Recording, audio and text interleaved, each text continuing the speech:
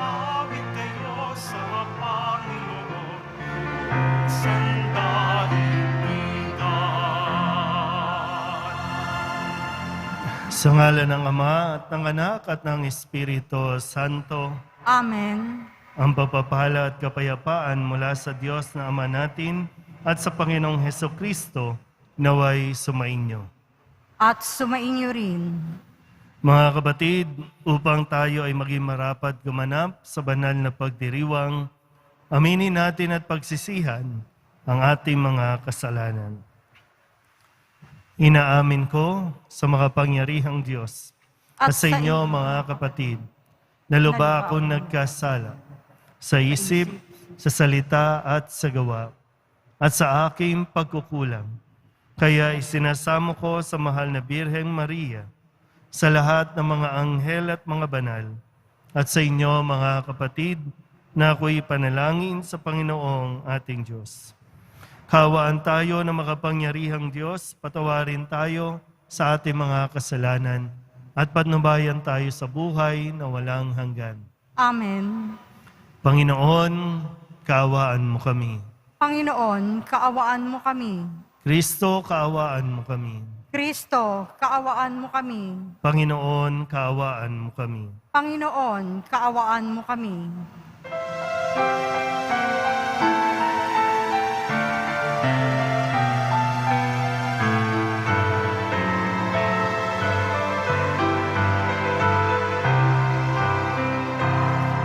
Walhati sa Diyos sa kainaasan, sa loob sa lupa ay kapayapaan. Pinupuri ka't ipinagdarangal, sinasamba ka dahil sa dakila mong kalwalhatian. Panginoon naming Diyos, halinan namin, Amang makapangyarihan, Panginoong Hesukristo, na anak ng Diyos, kordero ng Ama. Ikaw na nag-aalis ng mga kasalanan ng sanlibutan. Tanggapin mo ang aming kahilingan, ikaw na naluluklok sa kanan ng Ama. Maawa ka sa amin, ikaw lamang ang banal, Panginoong Hesukristo, kasama ng Espiritu, sa luwalhati ng Ama. Amen. Amen. Amen. Amen. Manalangin tayo. Ama naming makapangyarihan, nililiwanagan ng iyong maaasahang ilaw ang mga naliligaw na iyong pinababalik sa daan para ikaw ay matagpuan. Ang mga kabilang sa nananalig sa iyong anak ay pagkalooban mong makapagwaksi sa tanang salungat sa ngalang Kristiyanong sa iyo'y tinanggap upang ito ay talagang mapangatawan ng ganap sa pamamagitan ni Jesucristo kasama ng Espiritu Santo magpasawalang hanggan. Amen. Magsiupo muna ang lahat. Pagbasa mula sa aklat ng Deuteronomio. Sinabi ni Moises sa bayan, kailangan ninyong dinggin ang tinig ng inyong Panginoong Diyos at buong puso't kaluluwang sundin ang kanyang mga utos. Ang kautosang ibinibigay ko ngayon sa inyo ay madaling sundin at unawain. Ito'y wala sa langit, kaya hindi ninyo masasabing walang aakyat doon at kukuha sa kautusan upang marinig ninyo at maisakatuparan. Niwala ito sa ibayong dagat, kaya di ninyo masasabing walang tatawid sa dagat para kunin ang kautusan at nang marinig ninyo at maisagawa. Ang kautusan ay di malayo sa inyo, nasa inyong bibig, nasa inyong puso, kaya magagawa ninyo. Ang salita ng Diyos. Salamat sa Diyos. Dumulog tayo sa Diyos upang mabuhay ng lubos. Dumulog tayo sa Diyos upang mabuhay ng lubos. At sa ganang akin, ako'y dadalangin. Sa iyo, O Poon, sana'y iyong dinggin. Sa mga panahon na iyong ibigin, dahil sa dakilang pag-ibig sa akin, ang iyong pangakong pagtubos ay sundin. Poon, sa buti mo't pag-ibig sa akin, sa aking pagtawag, ako sana'y dinggin. Sa pagkahabag mo, ako ay lingapin. Dumulog tayo sa Diyos upang mabuhay ng lubos. Naghihirap ako't mahapdi ang sugat. O Diyos, itayo mo, ako ay iligtas. Pupurihin ang Diyos, aking aawitan. Dadakilain ko't pasasalamatan. Dumulog tayo sa Diyos upang mabuhay ng lubos. Kung makita ito niyong mga dukha, sila ay sasamba sa laki ng tuwa. Dinirinig ng Diyos ang may kailangan, lingkod na bilanggoy, di nalilimutan. Dumulog tayo sa Diyos upang mabuhay ng lubos. Ang lungsod ng Siyon, kaniyang iniligtas, bayang nasa huday, muling itatatag. Magmamana nito'y yahong lahi nila, may pag-ibig sa Diyos, ang dooy titira. Dumulog tayo sa Diyos upang mabuhay ng lubos.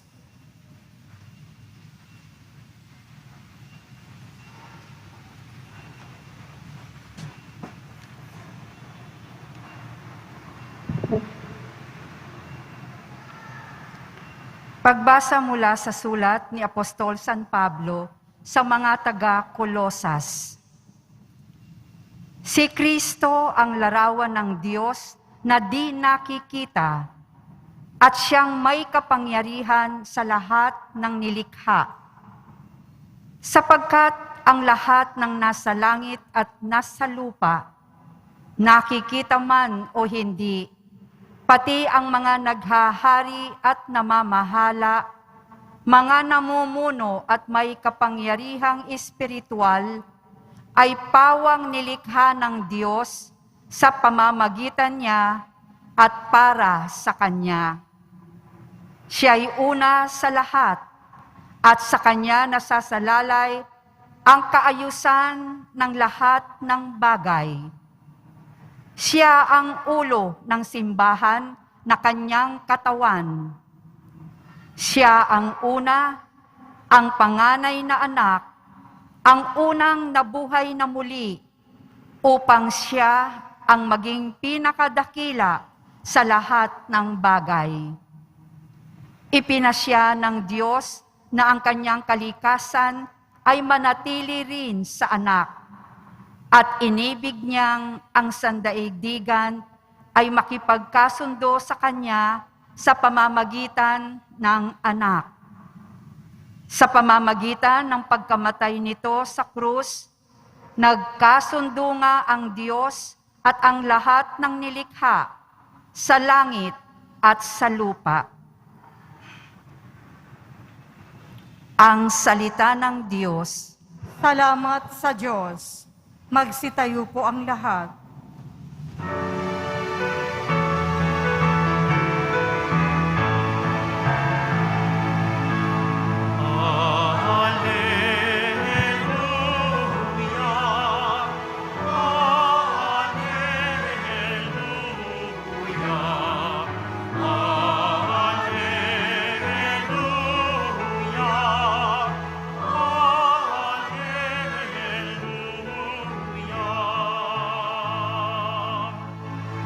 Espiritong bumubuhay, ang salita mo may kapal. Buhay mo ang tinataglay.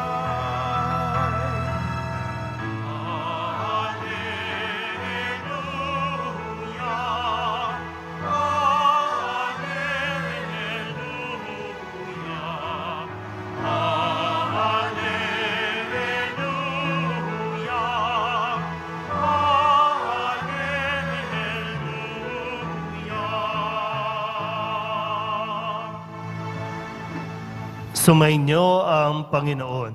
At sumaiyo rin. Ang mabuting balita ng Panginoon ayon kay San Lucas. Papuri sa iyo, Panginoon. Noong panahong iyon, may isang eskribang lumapit kay Jesus upang siya'y subukin.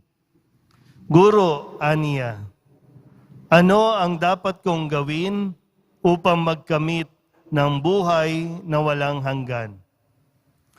Sumagot si Jesus, ano ang nakasulat sa kautusan? Ano ang nababasa mo roon? Tumugon siya, ibigin mo ang Panginoon mong Diyos ng buong puso, ng buong kaluluwa, ng buong lakas, at ng buong pag-iisip. At ibigin mo ang iyong kapwa gaya ng iyong sarili. Tama ang sagot mo, wika ni Jesus. Gawin mo iyan at mabubuhay ka. Sa hangad ng iskriba na huwag siyang lumabas na kahiya-hiya, tinanong niya uli si Jesus, sino naman ang aking kapwa? Sumagot si Jesus, may isang taong naglalakbay buhat sa Jerusalem, patungong Jericho. Hinarang siya ng mga tulisan, kinuha pati damit sa katawan, binugbog at halos patay na ng iwan. Nagkataong dumaan doon ang isang saserdote at pagkakita sa taong nakahandusay, siya'y lumihis at nagpatuloy ng kanyang lakad. Dumaan din ang isang Levita, ngunit tiningnan lamang niya ito at nagpatuloy ng kanyang lakad. Ngunit may isang Samaritanong naglalakbay na naparaan doon. Nakita niya ang hinarang at siya'y nahabag. Lumapit siya, binusan ng langis at alak ang mga sugat nito at tinalian. Saka isinakay ang tao sa kanyang sinasakyang hayop, dinala sa bahay panuluyan at inalagaan doon. Kinabukasan, dumukot siya ng 2 denaryo. Ibinigay sa may-ari ng bahay panuluyan at ang sinabi, alagaan mo siya, at kung magkano man ang kakulangan niyan, babayaran ko sa aking pagbabalik. Sino ngayon sa palagay mo ang nagpakita ng kanyang pakikipagkapwa sa taong hinarang ng mga tulisan? Tanong ni Jesus. Ang nagpakita ng habag sa kanya. Tugon ng iskriba. Sinabi sa kanya ni Jesus, umayo ka't gayon din ang gawin mo. Ang mabuting balita ng Panginoon. Pinupuri ka namin, Panginoong Hesukristo. Magsiupo muna tayong lahat. Isang magandang maga po sa inyong lahat. Palapakan natin ang Poong Jesus Nazareno.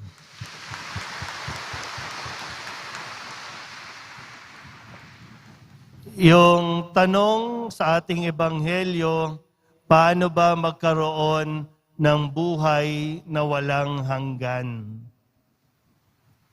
Isang paalala sa atin na ang buhay natin dito sa mundong ito ay mayroong katapusan, mayroong hangganan, mayroong limitasyon, mayroon lamang taon o pwedeng baby, grade school, high school, o kaya naman sa katandaan. Pero lahat may hangganan ang buhay. Kaya yung tanong nga, paano magkaroon ng buhay na walang hanggan? Yung pagkatapos ng buhay natin dito, naiisip mo ba kung anong mangyayari sa iyo o ano mangyayari sa atin pagkatapos natin dito sa mundong ito? Gusto nyo bang mabuhay kayo ng 1,000 years? Kahit nga 1,000 years, hanggang 1,000 lang. May katapusan ang buhay dito. Malinaw po ba? Okay. Kaya, kailangan din natin mag-foresight, mag-look forward. Paano ba ako magtatamo ng buhay na walang hanggan? At yan ay mararanasan natin doon sa langit. Yun ang ating pinaka-goal. Kung bakit tayo nagsisimba, kung bakit tayo nagpapakadalubhasa, kung bakit tayo nagpapakabuti para marating natin ang buhay na walang hanggan na pangako sa atin ng Poong Jesus Nazareno. At itinuturo sa atin ngayon yan, ipinapaalala sa atin sa pamamagitan ng kwento na ibinigay mismo ni Jesus. Ang isang eskriba, nagtanong, di ba no? Nagtanong, paano po ako? Kasi malinaw naman po doon na kaya siya nagtatanong kasi gusto niyang patunayan na mas matalino siya. Mas may alam siya kay Jesus. Kaya yun yung motivation, yun yung kanyang inilapit. Ang eskriba, matalino yan. Ang eskriba, knowledgeable yan pagdating sa batas. Ang eskriba, tagapagturo din niya ng batas, ng utos ng Diyos. Kaya bida-bida siya, no? Lapit siya, paano po ako magkakaroon ng buhay na walang hanggan? Knowing na alam na niya. Sabi ni Jesus, alam mo ang nakasulat. Ito ang utos. At minemorize niya. Nirecite pa niya. Sabi niya, okay. Sabi ni Jesus, okay. Pero ito pa yung kulang. Mayroon pa. Hindi lang kasi pwedeng maiwan sa alam mo yung batas. Paano mo isinasabuhay yung alam mo? Kaya dun sa kwento po na mayroong binugbog, ninakawan, sino ang tumulong? Yung isang Samaritano na itinuturing na makasalanan, itinuturing na labas sa lahi na ililigtas ng Panginoon. Yung dalawa, yung saserdote at Levita, ano sila? Tagapaglingkod sa templo. Nakakaalam din ito ng mga batas. Pero ano nangyari? Yung alam nilang batas, yun ang naging hadlang para sila tumulong sa kanilang kapwa.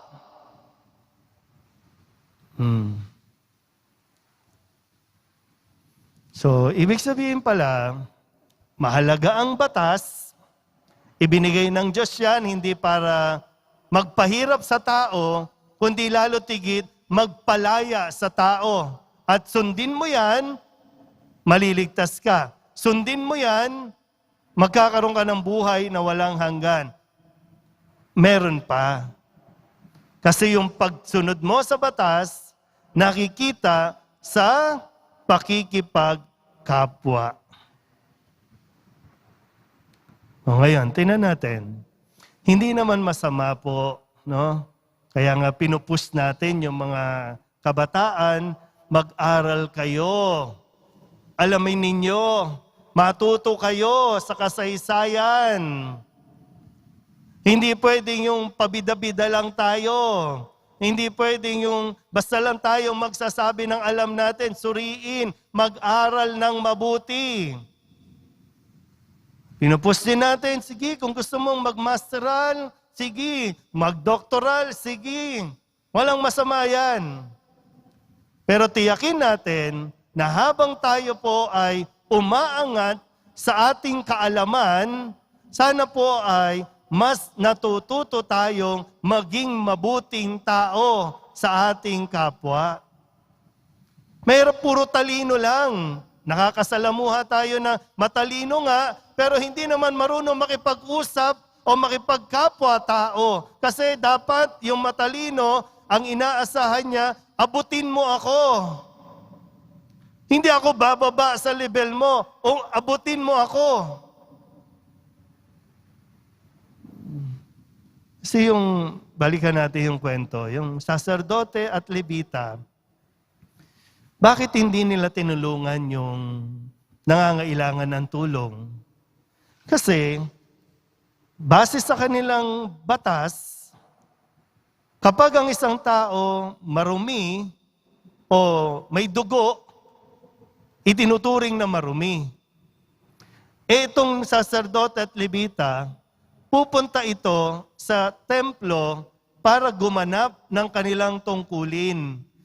Pag dumikit sila dito, may tuturing din silang marumi. So magkakaroon pa ng ritual ng paglilinis. So para lang hindi na maperwisyo, base sa batas, hindi ko pwedeng hawakan yan. Kaya bahala na siya. Mahirap maiwan tayo doon eh. No, yung i-justify natin base sa ating kaalaman na ma-justify na hindi tayo tumulong sa ating kapwa kasi bawal, kasi masama. Malinaw naman na ang pagtulong ay isang gawaing banal, mabuti, kalugod-lugod sa paningin ng Diyos. Ako ibibida-bida natin, lagi akong nagsisimba. Lagi akong nasa simbahan. Ang tanong, nagiging mabuting tao ka ba? Sa pakikitungo, no, pakikipagkapwa-tao, lumalago ba tayo doon? Hindi na nga natin alam ang utos. Lalo tigit, di pa na yung nakikipagkapwa-tao. Naiiwan lang tayo doon sa, magaling ako, matalino ako. Marami nang masyadong matalino sa mundo. Nagkukulang tayo ng mabubuting tao. Hindi lahat ng matalino mabuti. Pero naniniwala ako na kapag mabuting tao ka, carry na yun. Huwag masyadong huwag masyadong hangarin na maging matalino. Kung nawawala naman ng puso mo na maging mahabagin o maunawain sa iyong kapwa, dahil hindi ka niyan madadala sa langit. Walang pumupunta sa langit na dala-dala ang diploma, certificate, medalya para ipresenta na ito achievement ko. Dahil hindi yun ang tinitingnan ng Diyos. Kung alam mo ang utos ng Diyos, isabuhay mo, yun ang magdadala sa atin sa buhay na walang hanggan. Amen? Magsitayo po ang lahat. Ipahayag natin ang ating pananampalataya. Sumasampalataya ako Sa Diyos, amang makapangyarihan sa lahat, na may gawa ng langit at lupa. Sumasampalataya ako kay Hesukristo, iisang anak ng Diyos, Panginoon nating lahat. Nagkatawan tao siya lalang ng Espiritu Santo. Ipinanganak ni Santa Maria Birhen, pinagpakasakit ni Poncio Pilato, ipinako sa krus, namatay, inilibing, nanaog sa kinaroroonan ng mga yumao, nang may 3 araw na buhay ng muli, umakyat sa langit, naluklok sa kanan ng Diyos amang makapangyarihan sa lahat. Doon nagmumulat paparito at huhukom sa nangabubuhay at nangamatay na tao. Sumasampalataya naman ako sa Diyos Espiritu Santo, sa banal na simbahang Katolika, sa kasamahan ng mga banal, sa kapatawaran ng mga kasalanan, sa pagkabuhay na muli ng mga namatay na tao, at sa buhay na walang hanggan. Amen. Dumudulog kami sa iyo, Diyos Ama, upang matuto kaming magmahal sa kapwa gaya ng ipinakitang pagmamahal ng mabuting Samaritano sa taong nakahandusay sa daan. Batid ang ating mga kahinaan, sabihin natin, O Diyos, turuan mo kaming magmahal tulad mo. O Diyos, turuan mo kaming magmahal tulad mo. Para kay Francisco na aming Santo Papa, mga obispo, pari at diakono, huwag nawang manatili sa kanilang pagpapahayag ang mensahe nilang pag-ibig. Bagkus, maipakita din nawa nila ito sa kanilang pamumuhay. Manalangin tayo. O Diyos, turuan mo kaming magmahal tulad mo. Bumuo nawa ng mga makabuluhang programa ang mga kawani ng aming gobyerno na siyang magpapaunlad ng pamumuhay ng lahat. Manalangin tayo. O Diyos, turuan mo kaming magmahal tulad mo. Maging matatag nawa ang mga manggagawang kumakalinga sa mga may sakit, mga doktor, nurse at social workers, sa pamamagitan ng pagmamahal ng kanilang mga pinaglilingkuran, makasumpong nawa sila ng galak at hinahon. Manalangin tayo. O Diyos, turuan mo kaming magmahal tulad mo. Makasumpong nawa ng mga mabubuting Samaritano ang mga kapatid naming nakahandusay sa daan. Mga batang lansangan, mga biktima ng pang-aabuso, at mga nasasakdal sa kalungkutan. Manalangin tayo. O Diyos, turuan mo kaming magmahal tulad mo. Dilog din natin sa Panginoon ang ating mga personal na kahilingan at mga panalangin para sa ating mga pamilya. Ganoon din ang lahat ng mga misang pasasalamat, espesyal na intensyon at mga kaluluwa na inihiling na ipagdasal sa misang ito.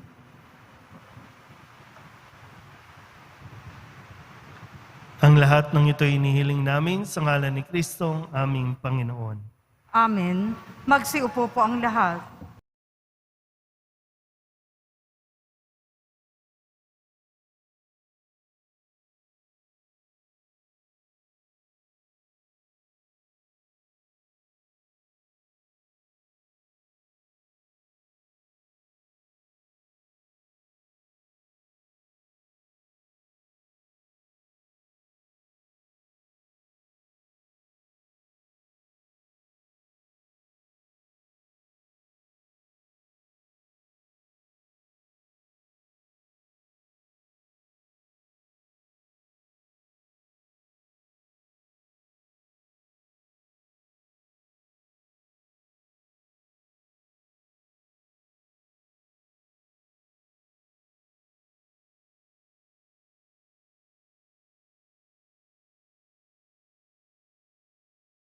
Tayo po ang lahat. Manalangin kayo mga kapatid upang paghahain natin ay kalugdan ng Diyos amang makapangyarihan.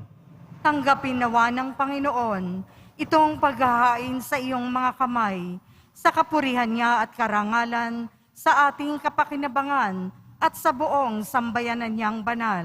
Ama naming lumikha, tunghayan mo ang mga alay ng iyong sumasamong sambayanan at tanggapin mo ang mga ito para madagdagan ang iyong kabanalan sa mga nananalig na tunay sa pamamagitan ni Jesucristo kasama ng Espiritu Santo magpasawalang hanggan. Amen. Sumainyo ang Panginoon. At sumaiyo rin. Itaas sa Diyos ang inyong puso at diwa. Itinaas na namin sa Panginoon. Pasalamatan natin ang Panginoong ating Diyos. Marapat na siya ay pasalamatan. Ama naming makapangyarihan, tunay ngang marapat na ikaw ay aming pasalamatan. Kahit na ikaw ay pinagtaksila ng sangkatauhan, ikaw ay patuloy pa rin sa iyong pagmamahal. Ikaw na ang nagpuno sa aming pagkukulang, ikaw pa rin ang nagsugo ng tutubos sa tanan. Ang sugo mong anak ay naging di na iba sa amin, bagamat di niya tinularan ang aming pagkamasuwayin. Niloob mo ito upang iyong mamalas na sa aming pagkatao ang giling mong anak at kami tunghayan mong may pag-ibig na tulad ng pagtatangi mo sa Kanya ng higit sa lahat. Ang katapatan niya sa iyong walang maliw ay nagpanumbalik na muli sa amin ng iyong kasiyahat, ng iyong pagtingin, na aming iwinaksi nung ikaw ay aming suwayin. Kaya kaysa ng mga anghel na nagsisiawit ng papuri sa iyo, nang walang humpay sa kalangitan, kami nagbubunyi sa iyong kadakilaan.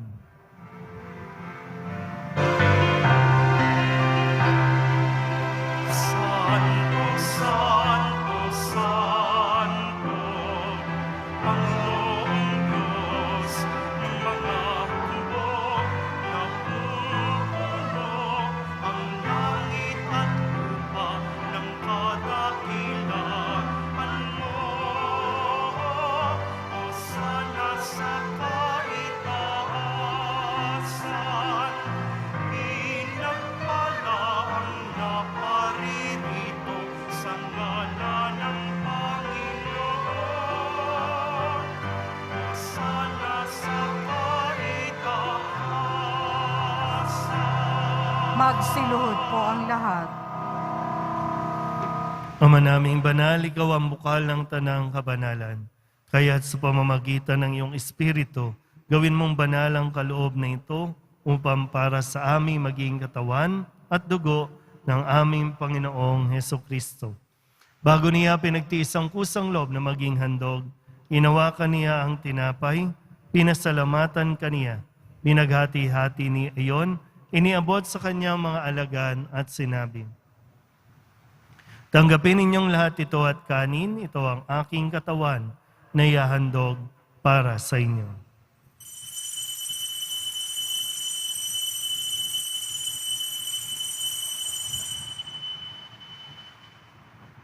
Gayun din naman, nang matapos ang hapunan, hinawakan niya ang kalis, muli kaniyang pinasalamatan, iniabot niya ang kalis sa kanyang mga alagad at sinabi, "Tanggapin ninyong lahat ito at inumin.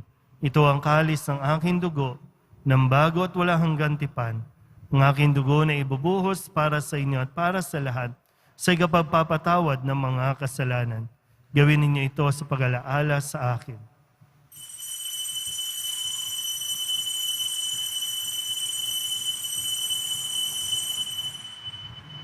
Magsitayo po ang lahat. Ipagbunyi natin ang misteryo ng pananampalataya. Si Kristo'y namatay, si Kristo'y nabuhay, si Kristo'y babalik sa wakas ng panahon. Ama, ginagawa namin ngayon ang pag-alaala sa pagkamatay at muling pagkabuhay ng iyong anak, kaya tiniaalay namin sa iyo ang tinapay na nagbibigay buhay at ang kalis na nagkakaloob ng kaligtasan. Kami napapasalamat dahil kami iyong minarapat na tumayo sa harap mo para maglingkod sa iyo.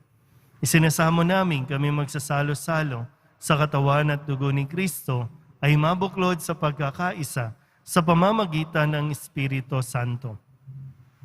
Ama, lingapin mo ang iyong simbahang laganap sa buong daigdig. Puspusin mo kami sa pag-ibig kaysa ni Francisco na aming Papa at ni Jose na aming Obispo at ng Tanang Kaparian. Alalahanin mo rin ang mga kapatid naming nahimlay na may pag-asang sila'y muling mabubuhay, gayon din ang lahat ng mga pumanaw. Kawaan mo sila at patuloyin sa iyong kaliwanagan. Kawaan mo at pagindapating kaming lahat na makasalo sa iyong buhay na walang wakas. Kaysa ng mahal na Birhen Maria na Ina ng Diyos, ng kabiyak ng puso niyang si San Jose.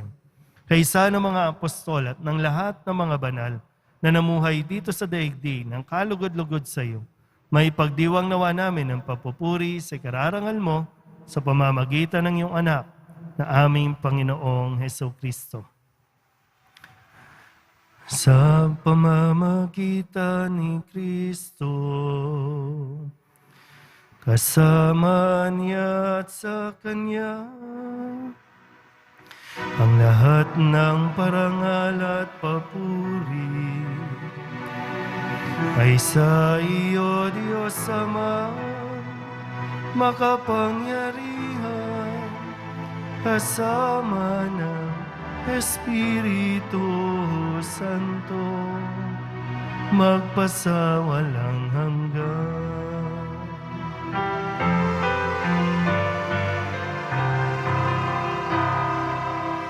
Amen,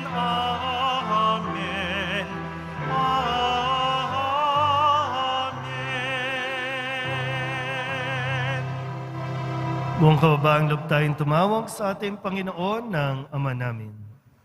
Ama namin, Sumasalangit ka, sambahin ang ngalan mo, mapasa amin ang kaharian mo, sundin ang loob mo dito sa lupa para nang sa langit. Bigyan mo kami ngayon ng aming kakanin sa araw-araw at patawarin mo kami sa aming mga sala para nang pagpapatawad namin sa nagkakasala sa amin. At huwag mo kaming ipahintulot sa tukso at iadya mo kami sa lahat ng masama. hinihiling namin kami iadya sa lahat ng masama, pagkalooban ng kapayapaan araw-araw, iligtas sa kasalanan at ilayo sa lahat ng kapahamakan, samantalang aming pinananabikan ang dakilang araw ng pagpapahayag ng tagapagligtas naming si Hesu Kristo. Sapagkat iyo ang kaharian at ang kapangyarihan at ang kapurihan magpakailanman. Amen. Panginoong Hesu Kristo, sinabi mo sa iyong mga apostol, kapayapaan ang iniiwan ko sa inyo, aking kapayapaan ang binibigay ko sa inyo. Tunghayan mo ang aming pananampalataya at huwag ang aming mga pagkakasala. Pagkalooban mo kami ng kapayapaan at pagkakaisa ayon sa iyong kalooban, kasama ng Espiritu Santo, magpasawalang hanggan. Amen. Ang kapayapaan ng Panginoon ay laging sumainyo. At sumaiyo rin. Mabigyan po tayo ng kapayapaan sa isa't isa.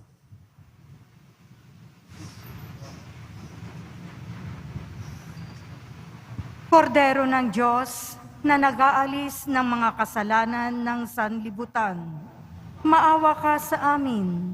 Kordero ng Diyos na nag-aalis ng mga kasalanan ng sanlibutan, maawa ka sa amin. Kordero ng Diyos na nag-aalis ng mga kasalanan ng sanlibutan, ipagkaloob mo sa amin ang kapayapaan. Magsiluhod po ang lahat. Ito ang kordero ng Diyos. Ito ang nag-aalis ang kasalanan ng sanlibutan. Mapalad ang mga inaanyayahan sa kanyang piging. Panginoon, hindi ako karapat-dapat na magpatuloy sa iyo, ngunit sa isang salita mo lamang ay gagaling na ako.